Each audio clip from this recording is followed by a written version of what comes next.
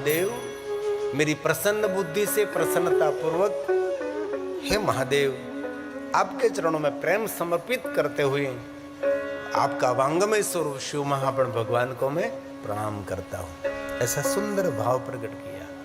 प्रसन्नता पूर्वक, प्रसन्न बुद्धि से, प्रसन्न चित्त से शिव महाप्रण भगवान की मैं वंदना करता हूं। यह सुंदर भाव प्रकट किया। धन्य शिव महाप्रण से कथा परम पावनी, यस्य श्रवण मात्रण पापीयानपि सब मुक्ति का अधिकार है। मुक्ति का अर्थ है स्वतंत्रता। मुक्ति का अर्थ है परतंत्रता, पराधीनता नहीं, संपूर्ण स्वतंत्रता। और मुक्ति का अर्थ एक दृष्टि से नहीं देखना है कि मृत्यु होने के बाद कोई गति हो रही है। लेकिन ज्यादातर तो लोग मुक्ति शब्द सुनते ही बस ऐसा ही मान लेते, मुक्ति मतलब मृत्यु होने के बाद कुछ गति हो रही है। मुक्ति शब्द का अर्थ शिव महाप्रण अंतर्गत जो किया गया वो है विचारों में से मुक्ति, और कर्जे में से मुक्ति, रोग में से मुक्ति, आदि व्याधि उपाधियों में से मुक्ति, बंधनों में से मुक्ति, स्वतंत्र छुटकारा। ये मुक्ति का अर्थ किया है। मुक्ति का अर्थ इतना सीमित नहीं लेना चाहिए कि मुक्ति मतलब मृत्यु होने के बाद कुछ गति हो रही। ये कोई मुक्ति की बात नहीं है। कई लोग बंधन में पड़े हैं, सभी बंधनों में से छुटकारा उसको मुक्ति कहे। लेकिन इतनी संकुचित एक छोटी सी बात पकड़कर मुक्ति मतलब मरने के बाद, नहीं, ऐसी कोई बात शिव महाप्रण ग्रंथ में नहीं है। शिव महाप्रण ग्रंथ की विशेषता है, मुक्ति का अर्थ है स्वतंत्रता। कोई लोग कर्जे में पड़ा है तो मुक्त हो जाता है, कोई लोग बीमारी में है, कोई आदि व्याधि उपाधि से पीड़ित है, सभी बंधनों में से छुटकारा उसको मुक्ति कहा है। ऐसा नहीं कहा कि पुण्यवान के लिए, नहीं, सबके लिए। पापियानपि, कोई पुण्यवान हो, कोई भी। पाप शब्द का अर्थ क्या है? पाप शब्द का अर्थ है नकारात्मक विचारधारा, नकारात्मक वृत्ति, नकारात्मक प्रवृत्ति, उसको पाप कहा है। पुण्य क्या कहा है? पुण्य उसको कहा जाता है सकारात्मक हमारी विचारधारा, सकारात्मक हमारे कार्यक्षेत्र, सकारात्मक हमारी सोच, दूसरों का हित और दूसरों का कल्याण और दूसरों का मंगल करने का हमारा भाव, उसको पुण्य कहा गया है। सीधी बात है, जो पढ़े लिखे लोग समझते हैं। पाप का अर्थ यही है, बस दूसरों का अहित करना। स्वयं सुखी होने के लिए प्रयास करते हो और दूसरों को दुख देकर खुद सुखी होने का प्रयास, ये कभी नहीं सुखी हो सकता। कर भला तो होगा भला। दूसरों का हित, दूसरों का सुख, दूसरे को कल्याण का भाव, वही सुख दे सकता है। संकुचित विचारधारा वाला व्यक्ति, संकुचित भाव वाला व्यक्ति कभी जीवन में सुख का अधिकारी नहीं है। भगवान शिव की तरह विशालता से जो अपना जीवन बनाता है, कोई संकुचितता नहीं, पट रहित, कपट रहित जिनका जीवन है, दंभ रहित, दिखावा रहित जो मनुष्य है, वही सुख का अधिकारी है। भगवान शिव जी के पूरे जीवन चरित्र में देखो, भगवान शिव जी कहीं संकुचित नहीं। कोई भी उनके पास आते, सबका स्वीकार करते, सबको वरदान देते हैं। इसीलिए शिव जी को औषधदानी कहते हैं, वरदाता कहते हैं। हर एक बात मैं बहुत दिल से कहना चाहता हूँ। इस पूरी दुनिया में, पूरे ब्रह्मांड में, 14 ब्रह्मांड में, अनंत कोटि ब्रह्मांड में भगवान शिव जी की तुलना कर सके ऐसा विश्व में कोई देव नहीं है जो महादेव की बराबरी कर सके, भगवान शिव के साथ संगत और खड़े रह सके, ऐसा कोई देव दुनिया में नहीं है। शिव ऐसा एक देव है, सर्वगुण संपन्न है। महादेव के चरित्रों में कहीं जगह पर दुर्गुण नहीं है। सभी गुणों का निधि, सभी गुणों का भंडार वो शिव है। लेकिन बहुत लोगों ने महादेव के बारे में बहुत सारी भली बुरी बात कही। आज से 30 साल पहले जब मैं कथा में निकला था तो वो समाज के अंदर बहुत सारा वहम शिव के प्रति था। हमने श्लोकात्मक बातें करते करते, शिव महाप्रण ग्रंथ की बातें सुनाते सुनाते बहुत लोगों को सही बात कही कि तब गलत फहमी है, गलत बात है। अभी भी मैं बार बार कहता हूँ, जो महाशिवरात्रि आ रही है, महाशिवरात्रि भगवान महादेव के लिंग प्रागटी का दिन है। इस दिन लिंग पूजा का प्रारंभ हुआ था, इस दिन निराकार पूजा का प्रारंभ हुआ था, वो महाशिवरात्रि है। और महाशिवरात्रि मौन की रात्रि है, महाशिवरात्रि योग की रात्रि है, महाशिवरात्रि शिव जी स्मरण की रात्रि है। महाशिवरात्रि कोई भांग पीने की रात्रि नहीं है। लोग महाशिवरात्रि दिन भांग पीते हैं, मादक द्रव्य का सेवन करते हैं। ये कहीं भी आपको शिव महापुराण ग्रंथ में आपको नहीं मिलेगा ये महाशिवरात्रि के दिन मादक द्रव्य का सेवन करना चाहिए। महाशिवरात्रि के दिन क्या क्या महात्मा है। मौन रहे और थोड़ा भजन करने से आनंद फल देने वाली महाशिवरात्रि है। और मैं बहुत हृदय से आभार व्यक्त करता हूँ लखानी परिवार का। इस परिवार ने महाशिवरात्रि निमित्त सूर्यपुत्री तापी के तट पर भगवान महादेव की कथा का आयोजन किया है। भले हम दूर बैठे तापी से थोड़े, लेकिन है तो तापी का तट ने, जो कि सप्त गंगाओं में तापी मैया की विशेष महिमा है। गंगा में स्नान करना पड़ता है, यमुना का पान करना पड़ता है, माता नर्मदा का दर्शन करना पड़ता है, लेकिन सूर्यपुत्री तापी मैया को याद करने मात्र से मनुष्य का सर्व मंगल रहता है। ये तापी, ये सूर्य नारायण। इसलिए हम सब भगवान महादेव को आदर के साथ याद करेंगे।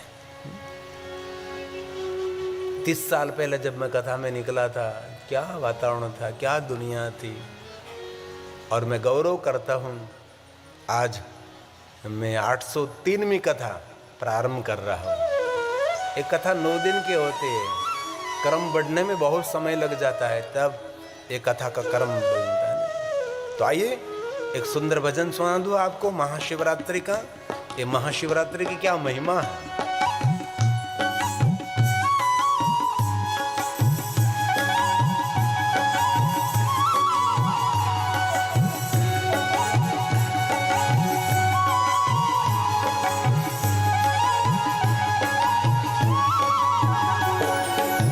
शिवरात्रि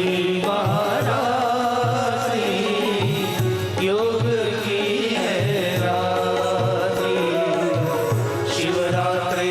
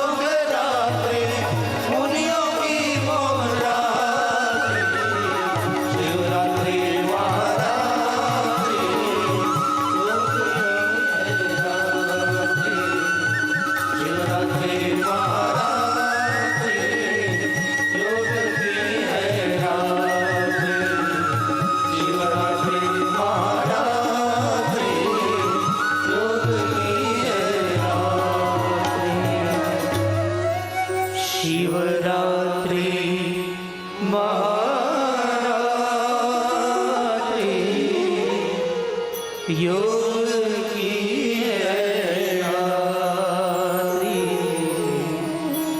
शिवरात्रि महारात्रि,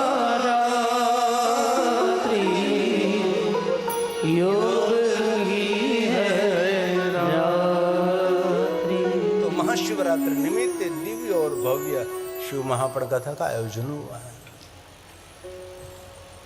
महाशिवरात्रि के दिन और कुछ न हो सके तो महाशिवरात्रि के दिन ज्यादा से ज्यादा मौन रहे। जो कोई महाशिवरात्रि के दिन मौन रहता है उसको अश्वमेध यज्ञ का फल मिलता है, सिर्फ मौन रहने मात्र से। वाणी से तो मौन रहे महाशिवरात्रि के दिन, लेकिन विचारों से भी महाशिवरात्रि के दिन मौन रहने का प्रयास करें। क्योंकि व्यक्ति वाणी से मौन रह सकता है लेकिन विचारों से मौन नहीं रह सकता, और विचारों का मौन उसको ध्यान कहते हैं ना, और ध्यान की परम सीमा उसको समाधि कहते हैं। इसीलिए महाशिवरात्रि निमित्त इस महादेव की कथा का आयोजन हुआ है। मुझे आपके समक्ष 10 व्रतों की महिमा भी कहनी है कि शिव जी के प्रधान इस व्रतों की महिमा क्या है। लेकिन थोड़ा पहला शिव महापड़ ग्रंथ का मैं प्रारंभ कर दूं। जो भगवान महर्षि वेदव्यास जी ने कहा है कि जो कोई मनुष्य भगवान महादेव की कथा का श्रवण करेंगे, फलम वक्तुं न शक्नोमि, कथा श्रवण करने का जो फल मिलता है ये फल का वर्णन मैं नहीं कर सकता, ऐसा भगवान व्यास जी ने शिव महापड़ ग्रंथ के प्रारंभ में कहा। वैसे तो बहुत सारा महात्म्य बताया, अश्वमेध सहस्राणि वाजपेयी शतानि, करोड़ों यज्ञों का पुण्य, सभी तीर्थों की यात्रा का पुण्य, कथा श्रवण मात्रता, मेरु समान सुवर्ण का दान करने का पुण्य कथा श्रवण मात्रता, करोड़ों गायों का दान कथा सुनने मात्र से, बहुत सारा दान कथा श्रवण करने मात्र से, बहुत सारे देवताओं की पूजा अर्चन कथा श्रवण मात्र से, ऐसी बहुत सारी बातें कहकर एक श्लोक में कह दिया कि कथा सुनकर जो पुण्य मिलता है, उसका जो फल मिलता है, इस फल का वर्णन महर्षि भगवान वेदव्यास ने कहा मैं नहीं कर सकता है। लेकिन कथा सुनने के बाद फल मिलता है नहीं मिलता है उसके बारे में आपके समक्ष मैं कुछ नहीं कह सकता, लेकिन जो कथा श्रद्धा से सुनता है उसका जीवन कभी निष्फल नहीं होता। एकदम श्रद्धा से कहता हूँ, कथा सुनने से कुछ फल मिले न मिले बात दूसरी है, लेकिन जो श्रद्धा से भाव से भगवान की कथा श्रवण करते हैं उसका जीवन कभी निष्फल नहीं होगा, उनका जीवन व्यर्थ ही नहीं रहता, कभी नहीं रहता। वैसे तो शिव महापड़ ग्रंथ में कहा श्लोकम श्लोकार्ध, रोज आधे श्लोक का तो पाठ करना चाहिए, शिव महापड़ ग्रंथ का थोड़ा अध्ययन करना चाहिए। जो महादेव का भक्त है उसके लिए नहीं, सबके लिए है। ऐसी जो संकुचित दृष्टि आप रखते हैं कि हम तो इस संप्रदाय के हैं, हम इस विचारधारा में और कोई ग्रंथ हम नहीं पढ़ सकते। अरे संप्रदाय का जन्म तो कल हुआ, संप्रदाय का आचार्य कल है, लेकिन वो तो पहले से, इसीलिए तो पुराण कहते, पुराण काल से, पहले काल से। हमारे जीवन में जो नहीं है वो पूरने का काम करते, इसलिए पुराण है। આપણે ગામડામાંથી આવેલા માણસો ખેતરમાં પુરાણ કરીએ, આપણે ખાડા ખડિયાવાળું ખેતર હોય, ઊંચા નીચો ઢોળા ઢળિયાવાળું ખેતર હોય તો આપણે ખેતરમાં પુરાણ કરીએ તો આપણું ખેતર લેવલ બની જાય, તો પાક ઉપજ સારી આવે। એમ જીવનની અંદર પણ જે અપૂરતું હોય એને પૂર્ણ કરવાનું કામ કરે એ આપણા પુરાણો છે। 18 પુરાણ છે આપણે। 18 પુરાણમાં શિવ મહાપડ ગ્રંથની તો અદ્ભુત મહિમા છે। इसलिए એવું નથી કહ્યું કે शिव भगवान महादेवના ભક્તો शिव महापड़ ग्रंथों पारण करें, लेकिन संकुचितता व्यक्ति को कभी बहुत दूर तक जाने नहीं देती। इसलिए आप आधे श्लोक का भी आपसे पाठ न हो सके तो भक्ति अर्चन, भक्ति के साथ शिव महापड़ ग्रंथ का अर्चन करें, सिर्फ उनका पूजन करें। दिने दिने अश्वमेधस्य, इस मनुष्य को बड़े बड़े यज्ञों का पुण्य मिलेगा जो कोई मनुष्य शिव महापड़ ग्रंथ का पूजन करते हैं। अरे पूजन में ना कर सके नमस्कुर्या दूरतः, दूर से जो शिव महापड़ ग्रंथ को कोई प्रणाम करता है, सर्वदेवार्चनम फलम च, विश्व के सभी देवी देवताओं के पूजा अर्चन का फल शिव महापुरुष भगवान को प्रणाम करने मात्र से मिलता है। कितनी सुंदर महिमा, कितना सुंदर भाव प्रकट किया है। और गायन्ति अहर्निशम, दिन रात शिव महापुरुष ग्रंथ का गायन करते हैं। इंद्र देवा पुरोगमहाद, इंद्र देव समूह के साथ उसकी सेवा की प्रतीक्षा करता है। ये शिव महापुरुष ग्रंथ की महिमा है। इसलिए बहुत हृदय से हाथ जोड़कर आप सबको मैं कहता हूँ, एक बार जीवन में सप्त संहिता मादरा, 7 संहिताओं के साथ परिपूर्ण पठे देस्तु स जीवन मुक्त उच्चते। एक बार संपूर्ण शिव महापुरुष ग्रंथ का पारण करना चाहिए। आपके पूर्वजों को याद करें, आपके दादाओं को याद करें। दादा चश्मा लगाकर पुराणों का अध्ययन करते थे। जब निवृत्ति ले ली, खेत में जाना बंद हो गया, कामकाज थोड़ा सबने संभाल लिया, तो थोड़ी सी निवृत्ति ग्रंथों का पारण करते थे, ग्रंथों का पाठ करते थे। श्रेष्ठ पुस्तकों का वांचन करना वही हमारा श्रेष्ठ जीवन का मार्गदर्शक है। कई लोग पुस्तक प्रेमी नहीं होते। हर पुस्तक जीवन में कुछ सीख देता है, कुछ दिशा दिखाता है, हमारे जीवन की दशा सुधरे, दिशा बदले। इसलिए हमारे पुराणों का पाठ करना चाहिए, पुराणों का वांचन करना चाहिए। सप्त संहिता मादरात परिपूर्ण पठे तो स जीवन मुक्त उच्चते, जीवित हो तो भी उसको मुक्त समझना चाहिए। ये शिव महापुरुष ग्रंथ की एक महिमा भी है। और हमारे 18 पुराणों में ये महादेव का पुराण है। इसलिए कोई सामान्य पुराण तो है नहीं। सभी पुराणों में तिलक समान ये पुराण है, वेद सम्मत है। और जो कुछ वस्तु प्रस्तुत की गई कुछ अलग भाव से प्रस्तुत की गई, लेकिन ये शब्द बदलता है, वाक्य रचना बदल सकती है, लेकिन भाव तो वही रहता है।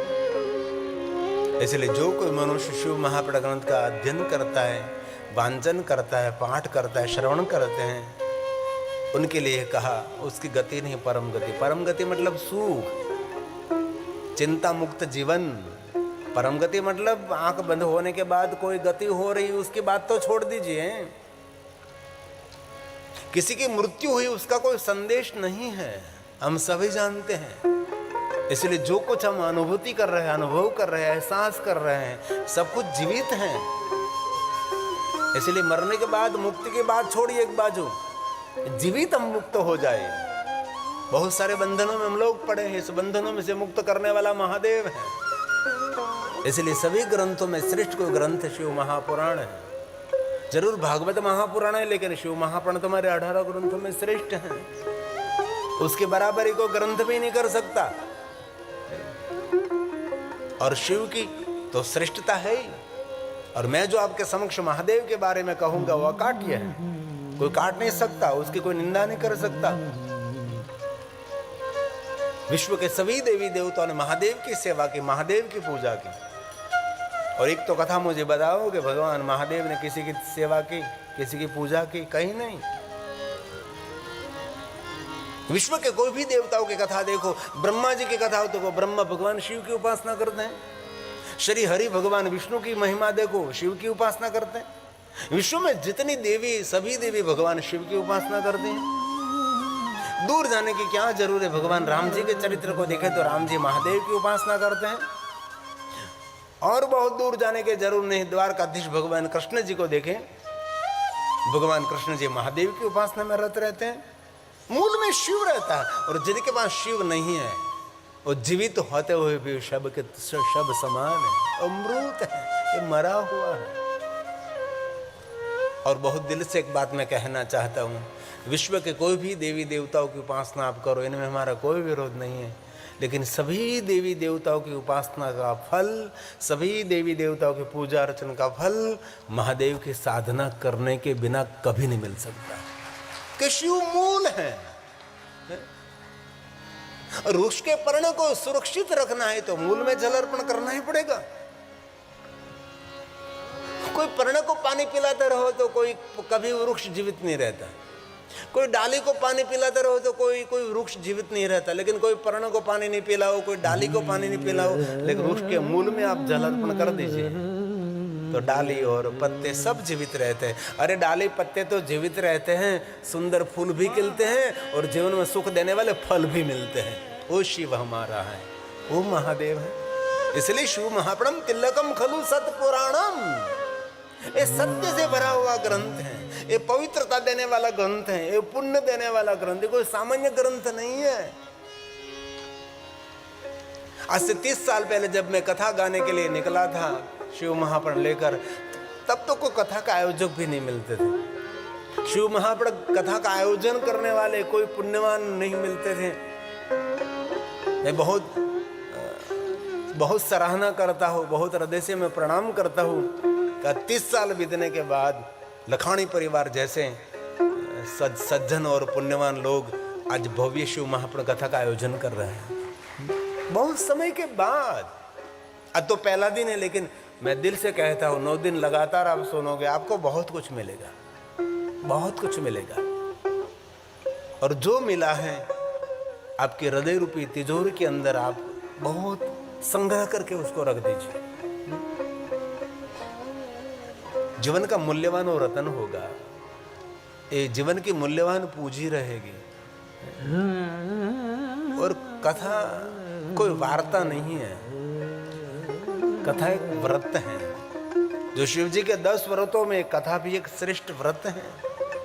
इसलिए ग्रंथ को सामान्य मत समझे, ये सभी ग्रंथों में श्रेष्ठ हैं। ये तिलक वस्त्र पहने हैं और आपने बहुत सारे मूल्यवान सोने चांदी के आभूषण भी पहने हैं, लेकिन आपके भाल में जो तिलक नहीं है तो आप शुभ नहीं है।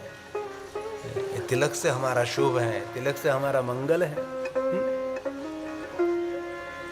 लेकिन आपने पुराने वस्त्र पहने हैं और आपने सोना चांदी के गहने भी नहीं पहने हैं, लेकिन आपके भाल में तिलक है ना, तो समझ लेना चाहिए आप जैसा कोई शुभ और आप जैसा कोई मंगल भी नहीं है। ये तिलक की महिमा है। हर कोई जो तिलक का विरोधी है उनको कहो कम से कम 7 दिन भाल में तिलक कर, तेरी मानसिकता में क्या परिवर्तन होता है। ये विज्ञान नहीं है, मनोविज्ञान है। हमारे ऋषि मुनि, हमारे पूर्वज, हमारे सबके ऋषि मुनि, हम कोई ऋषि के संतान है ना। आपके गोत्र कौन है? कोई तो गोत्र होगा जो ऋषि होगा, आप सब ऋषि के संतान हैं। लेकिन संग दोष के कारण बहुत लोग कहते हैं ये तिलक नहीं, तिलक मनोविज्ञान है। भाल में तिलक करने से आपका मन शिव जी के चरणों में समर्पित हो जाता है, आपके इष्ट के चरणों में समर्पित हो जाता है।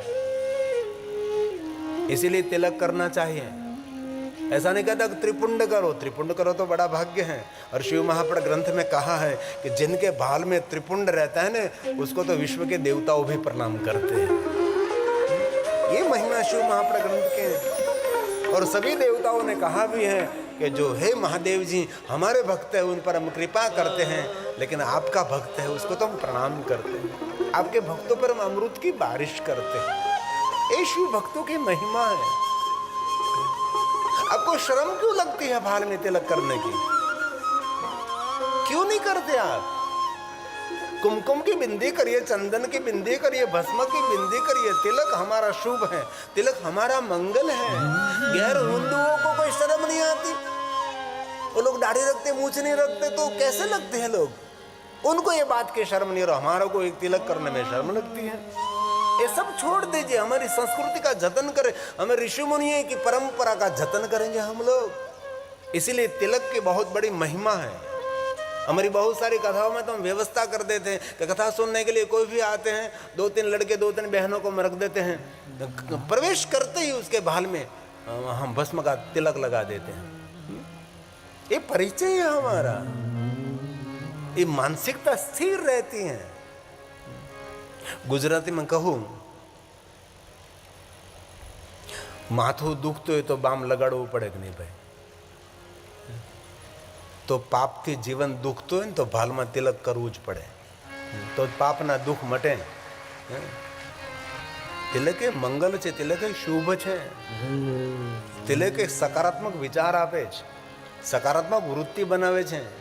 એ તિલક મોટું વિજ્ઞાન છે। તેથી શિવ મહાપ્રણ તિલક સમાન છે।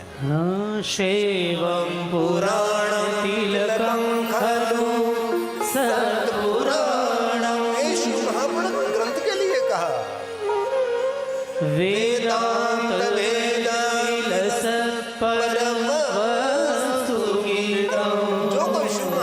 उनका गीत गाता है, उनके लिए कहा यो मे पठेत् शृणुयात् परमादरेण शम्भो प्रियः सहि लभेत् परमां गतिं शम्भो प्रियः सहि लभेत् परमां गतिं। उसकी गति नहीं, उसकी परम गति रहेगी। जो कोई मनुष्य शिव महापुराण ग्रंथ का पाठ करते हैं, उसका श्रवण करते हैं। इसलिए जीवन को सार्थक करना है तो कथा सुनने में हमारा प्रेम होना चाहिए, श्रवण प्रीति ही लालचा है। धन संपत्ति वैभव पद पदवी मान सम्मान के तो बहुत लालच है, लेकिन जीवन को कल्याण में बनाना है तो श्रवण प्रीति ही लालचा।